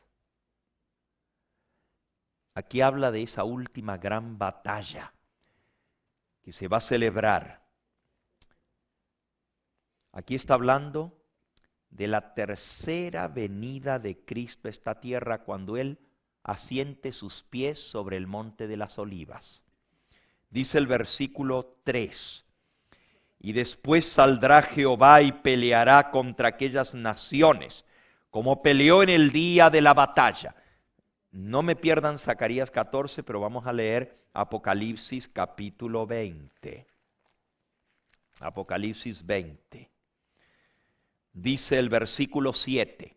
Cuando los 1000 años se cumplan, Satanás será suelto de su prisión y saldrá a engañar a las naciones que están en los 4 ángulos de la tierra, a Gog y a Magog, a fin de reunirlos para la batalla, el número de los cuales es como la arena del mar. Subieron sobre la anchura de la tierra y rodearon el campamento de los santos y la ciudad amada, y de Dios descendió fuego del cielo y los consumió.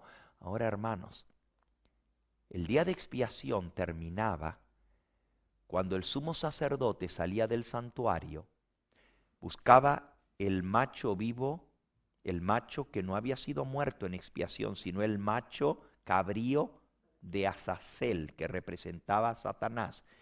Y el sacerdote, el sumo sacerdote, traía todos los pecados de la limpieza del santuario sobre sí. Colocaba sus manos arriba del chivo, no el chivo expiatorio, porque ese ya había muerto y se había hecho la expiación con esa sangre, sino sobre el macho cabrío vivo, que representaba al adversario, a Satanás. Y colocaba sus manos sobre ese animal. Eso está en Levíticos capítulo 16. Y les menciono esto porque es importante entender, para poder entender ahora también la fiesta de las cabañas.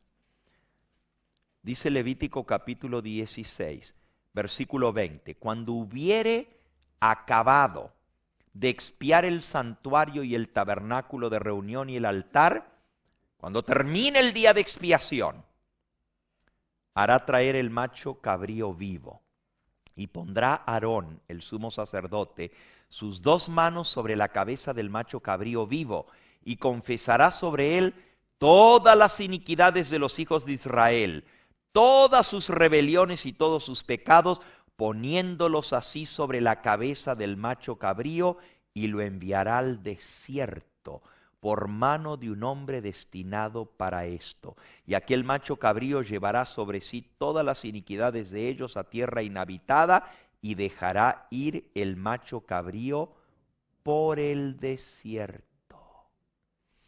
¿Saben lo que representa eso? Algunos dicen, los adventistas creen que el diablo es el que carga el pecado de nosotros, que él paga por nuestro pecado. No, el macho cabrío vivo nunca se mata. Escuchen bien, para haber expiación por el pecado no se puede hacer sin derramamiento de sangre. Por lo tanto, nunca ese macho cabrío puede representar a Cristo, porque es mandado vivo al desierto. ¿Qué representa eso? Al final del día de expiación. Así como Aarón colocaba las manos sobre el macho cabrío, miren lo que hace Cristo cuando sale del santuario y se apresta para venir a esta tierra. Primeros escritos,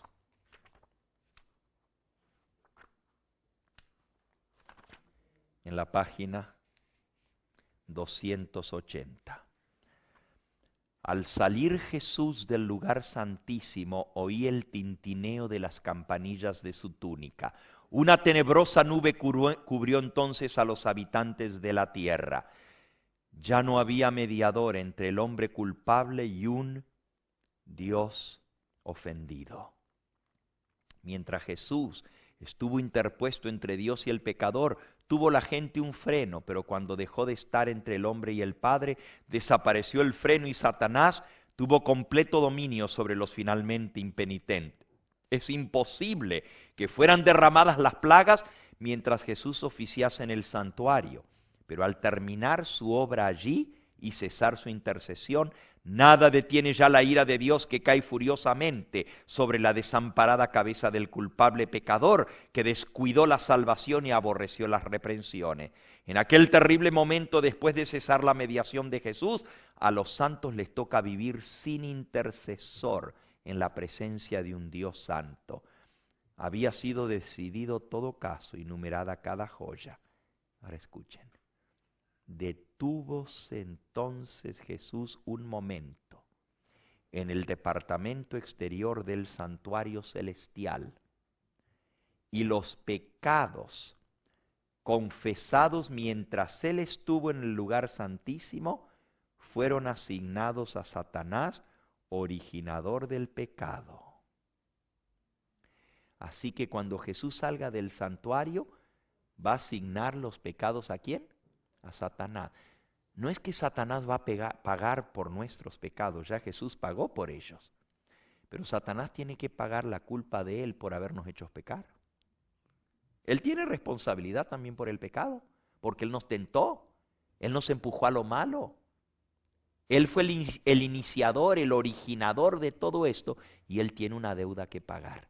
Los pecados de los justos fueron pagados por Cristo, pero la responsabilidad del diablo por esos pecados le son puestas sobre su cabeza. Y un hombre lo llevaba al desierto. Al final del juicio, cuando Cristo venga a llevarnos con él, el diablo va a ser atado y va a ser echado al abismo, a un lugar desierto. Eso estaba representado por el macho cabrío que era soltado en el desierto. Por 1000 años Satanás va a estar en el desierto, como el macho cabrío era soltado vivo en el desierto. Ahora, cuando los 1000 años se cumplan, ahora sí, retomamos Apocalipsis 20 para luego ir a Zacarías. ¿Ok? Apocalipsis 20 dice, en el versículo 1, 2 y 3 dice que un ángel descendió del cielo con la llave del abismo, la tierra desolada y vacía, el desierto, y una gran cadena en la mano, y prendió al dragón, la serpiente antigua, que es el diablo y Satanás, y lo ató por 1000 años, y lo arrojó al abismo, y lo encerró, y puso su sello sobre él. Eso es al principio del milenio. Pero ahora miren el final del milenio, versículo 7. Cuando los 1000 años se cumplan, Satanás será suelto de su prisión, y saldrá a engañar a las naciones que están en los 4 ángulos de la tierra, a Gog y a Magog, a fin de reunirlos para la batalla, el número de los cuales es como la arena del mar. Y subieron sobre la anchura de la tierra y rodearon el campamento de los santos y la ciudad amada. Y de Dios descendió fuego del cielo y los consumió. Pregunto, ¿por qué dice que los impíos que resucitan al final del milenio van a rodear la ciudad amada? ¿La ciudad no está en el cielo? ¿Dónde está la Nueva Jerusalén? ¿Y por qué aquí dice que van a estar sobre la tierra? Hay mucha gente que usa este versículo para decir que el milenio lo vamos a pasar aquí en la tierra. Porque aquí dice que la ciudad amada está en la tierra, porque dice, subieron sobre la anchura de la tierra y rodearon el campamento de los santos y la ciudad amada. Pero esto es al final del milenio, hermanos. Exactamente, en el capítulo 21, dice el versículo 2, yo Juan vi la santa ciudad, la nueva Jerusalén, que descendía del cielo de Dios, dispuesta como una esposa ataviada para su marido. Al final del milenio desciende la nueva Jerusalén. Pero también desciende Jesús y los santos. ¿Se acuerdan? Al final del milenio. Déjenme leerles un poquito cómo lo describe aquí, en el libro Conflicto de los Siglos. El final del conflicto, el último capítulo dice así. Primero, hay un capítulo que se llama La desolación de la tierra, los 1000 años de desolación. Pero vamos a ver lo que pasa al final de los milenios. Déjenme leerles un poquito cómo lo describe aquí, en el libro Conflicto de los Siglos. El final del conflicto, el último capítulo dice así. Primero, hay un capítulo que se llama La desolación de la tierra, los 1000 años de desolación. Pero vamos a ver lo que pasa al final de los 1000 años. Al final de los 1000 años, página 720 del conflicto, Cristo regresa otra vez a la tierra. Esta es la tercera venida. La primera fue cuando vino a nacer en Belén. La segunda cuando viene a buscarnos, a llevarnos con Él. Y la tercera es al final del milenio. Cristo regresa otra vez a la tierra. Le acompaña la hueste de los redimidos y le sigue una comitiva de ángeles. Al descender en majestad aterradora, manda a los muertos impíos que resuciten para recibir su condenación. Se levanta un gran ejército innumerable como la arena del mar. Qué contraste entre ellos y los que resucitaron en la primera resurrección. Los justos estaban revestidos de juventud y belleza inmortales. Los impíos llevan las huellas de la enfermedad y de la muerte. Todas las miradas de esa inmensa multitud se vuelven para contemplar la gloria del Hijo de Dios. Cristo baja sobre el monte de los olivos, de donde ascendió después de su resurrección, donde los ángeles repitieron la promesa de su regreso. Dice el profeta Zacarías: vendrá Jehová mi Dios y con él todos los santos, y se afirmarán sus pies en aquel día sobre el monte de las olivas. Ahora vuelvan a Zacarías 14, porque aquí Elena de White está citando Zacarías 14, versículo 3, 4 y 5. Dice así, Zacarías 14, y ya casi estamos al terminar. Yo sé que el tiempo ha transcurrido, pero por lo menos queremos tocar apenitas las fiestas de otoño, la última fiesta, que es la fiesta de las cabañas. Dice así, versículo 3, después saldrá Jehová y peleará con aquellas naciones, como peleó en el día de la batalla. ¿Quiénes son aquellas naciones? Gog y Magog, los enemigos de Dios, los impíos que han resucitado al final de los 1000 años. Sigo leyendo. Y se afirmarán sus pies en aquel día sobre el monte de los olivos, que está frente de Jerusalén al oriente. Y el monte de los olivos se partirá por en medio hacia el oriente y hacia el occidente, haciendo un valle muy grande. Y la mitad del monte se apartará hacia el norte y la otra mitad hacia el sur. Y huiréis al valle de los montes, porque el valle de los montes llegará hasta Sal. Huiréis de la manera que huisteis por causa del terremoto en los días de Usías, rey de Judá. Y vendrá Jehová mi Dios, y con él todos los santos. Aquí está hablando de la tercera venida de Cristo. En la segunda venida Jesús no toca la tierra. Nosotros ascendemos a recibirlo a Él en el aire. Pero en la tercera venida sus pies se van a sentar sobre el monte de los olivos, desde el mismo lugar donde subió la última vez. Y cuando sus pies toquen el monte de los olivos, dice que se va a hacer un gigantesco valle. El monte de los olivos se va a partir en dos, hacia el norte y hacia el sur, y se va a abrir. Y en ese gigantesco valle va a descender la nueva Jerusalén. Y dice, y vendrá Jehová el Señor y con él todos los santos. Ahora vean, la nueva Jerusalén desciende ahora del cielo en deslumbrante esplendor y se asienta en el lugar purificado y preparado para recibirla, y Cristo y su pueblo con todos los ángeles entran en la santa ciudad. ¿Cuál es el lugar preparado y purificado? El valle. Se abre y deja limpio ese espacio para que ahí se asiente la nueva Jerusalén. Entonces Satanás se prepara para la última batalla. Por eso dice que va a haber una batalla final. No vamos a leer todo esto. Pasa bastante tiempo porque el diablo prepara sus huestes para tomar la ciudad por sorpresa. Preparan armas nucleares. Ellos dicen, tienen los grandes generales de toda la historia y preparan la táctica para tomar la ciudad. Voy a resumir mi historia. Al final, el diablo y todos los que están con él son destruidos.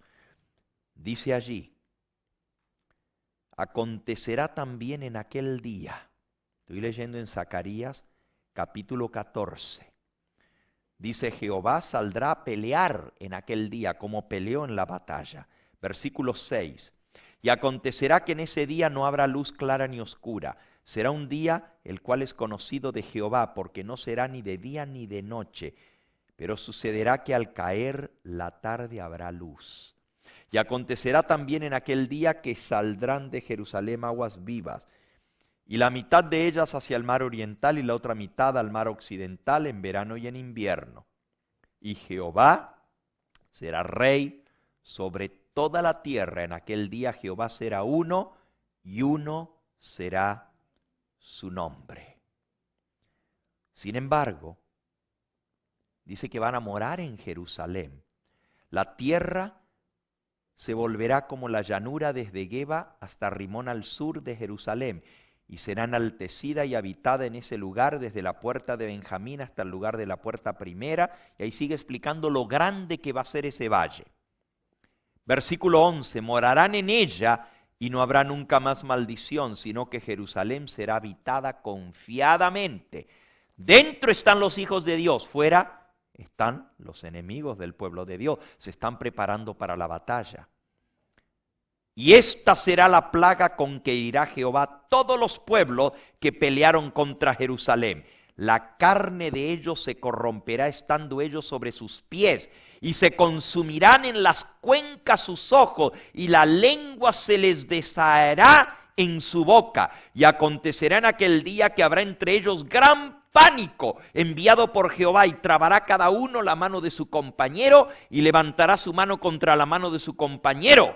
Y Judá también peleará en Jerusalén, y serán reunidas las riquezas de todas las naciones de alrededor, oro, plata, ropas de vestir y gran abundancia. Así también será la plaga de los caballos, de los mulos, de los camellos, de los asnos, de todas las bestias que estuvieron en aquellos campamentos, y todos los que sobrevivieron de las naciones que vinieron contra Jerusalén subirán de año en año para adorar al Rey, a Jehová de los ejércitos, y a celebrar la fiesta de los tabernáculos.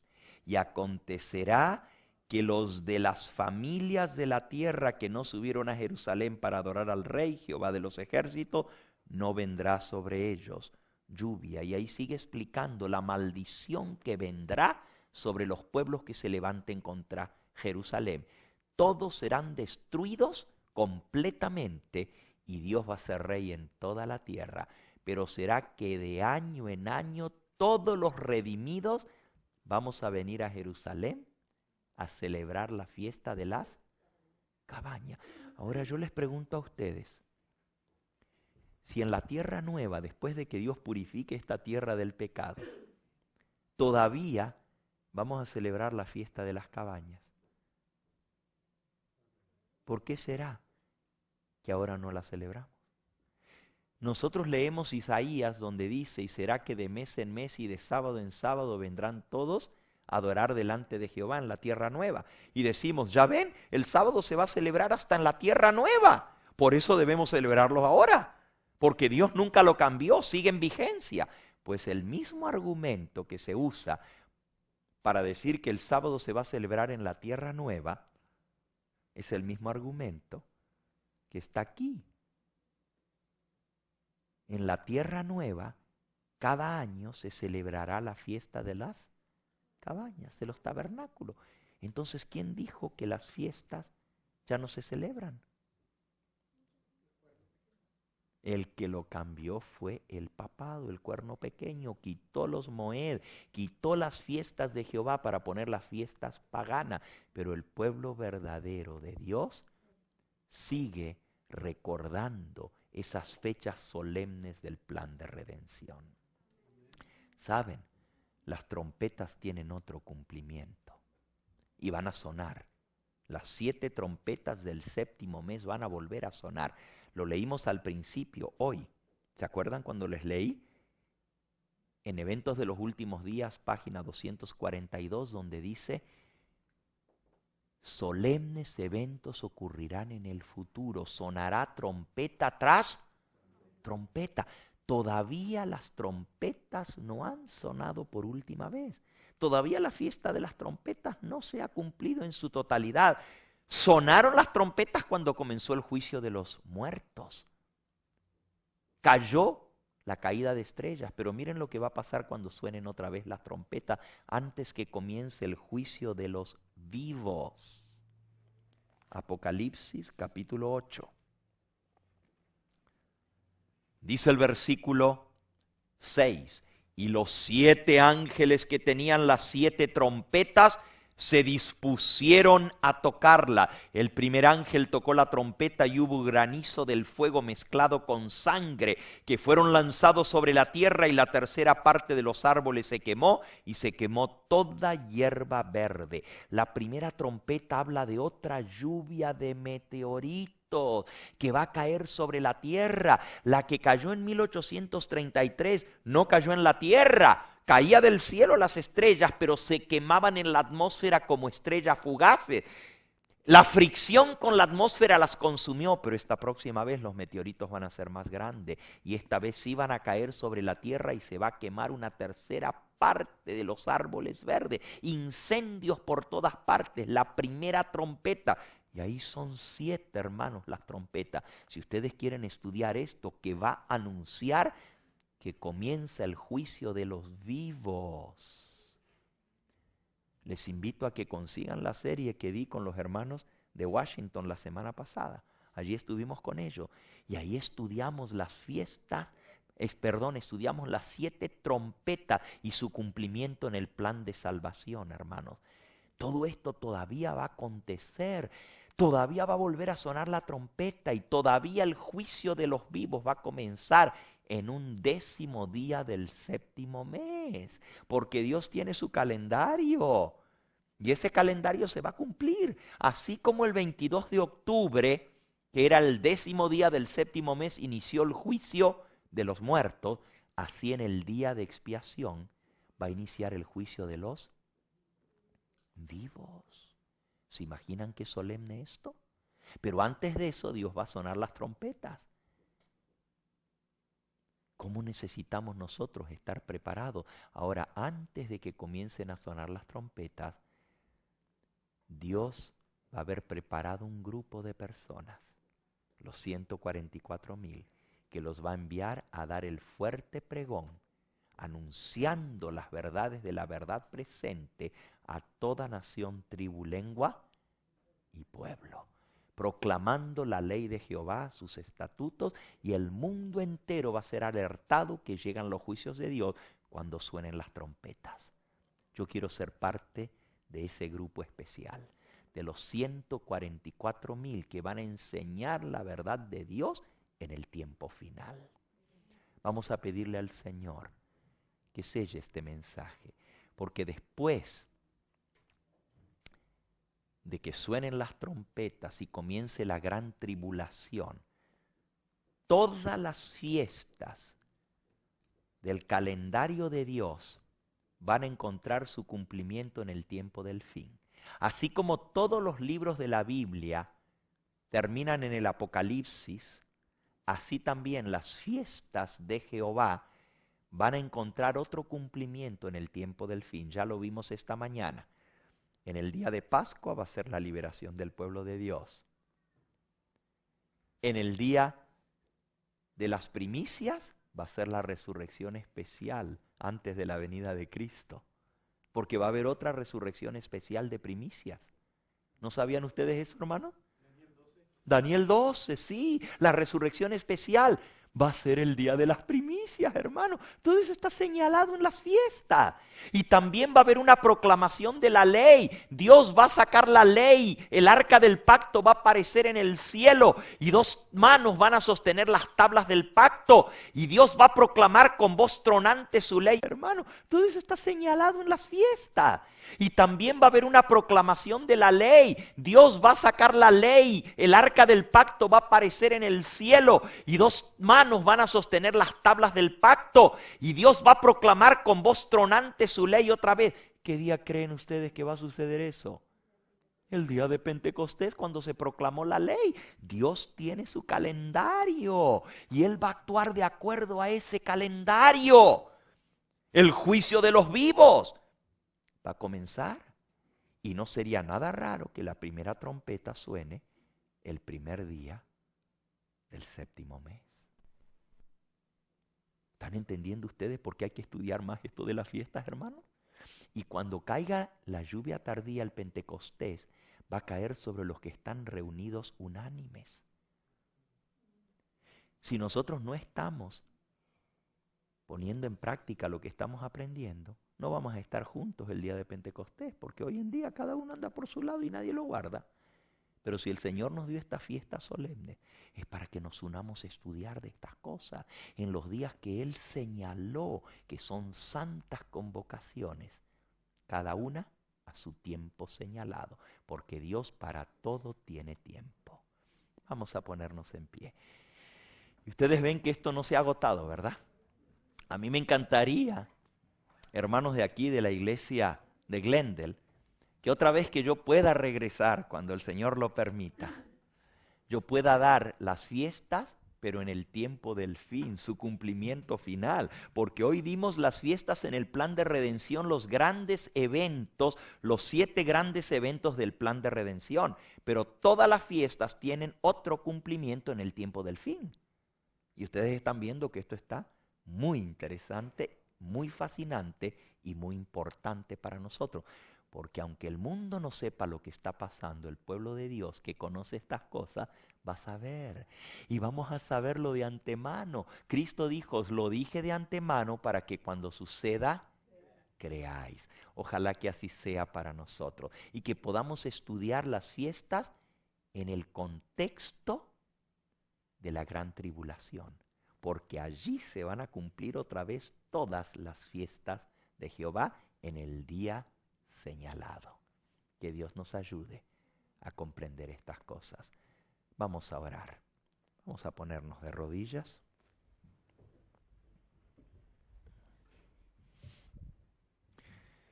Nuestro Dios, en esta hora estamos compungidos, porque sabemos que muy pronto terminará el día de expiación y vendrá la fiesta final, la cosecha, cuando Cristo va a venir con la hoz a recoger la cosecha final de esta tierra, a recoger el grano en su granero.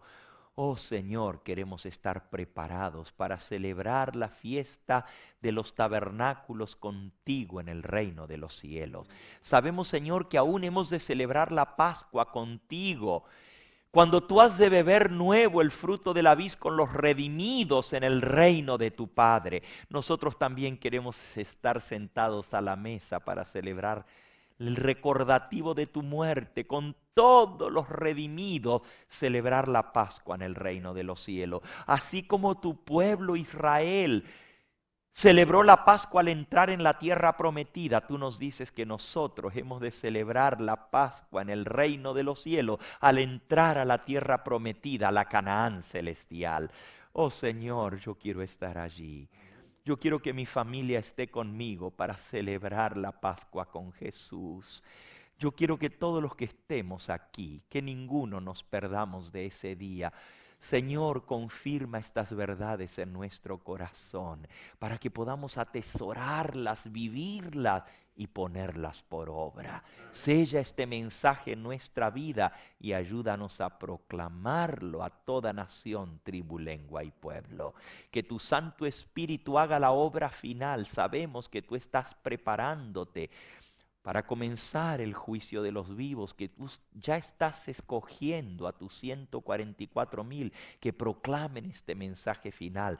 Permite, Señor, que cada uno de los que estamos aquí seamos parte de ese grupo especial, que podamos ser obedientes a tus mandatos, guardar tus mandamientos, tus estatutos y tus leyes, para así poder ser usados por el Espíritu Santo para terminar el fuerte pregón del mensaje del tercer ángel, el movimiento del séptimo mes, de las fiestas de Tishri, que han de traer la culminación de la historia de este mundo. Señor, sabemos que otra vez va a sonar el fuerte clamor a medianoche. He aquí viene el esposo, salid a recibirle, que nosotros seamos los que proclamemos ese clamor de medianoche. Sella este mensaje en nuestra vida y danos, Señor, tu paz, tu shalom a cada uno de nosotros. En el nombre precioso de Jesús lo agradecemos. Amén, Señor. Amén.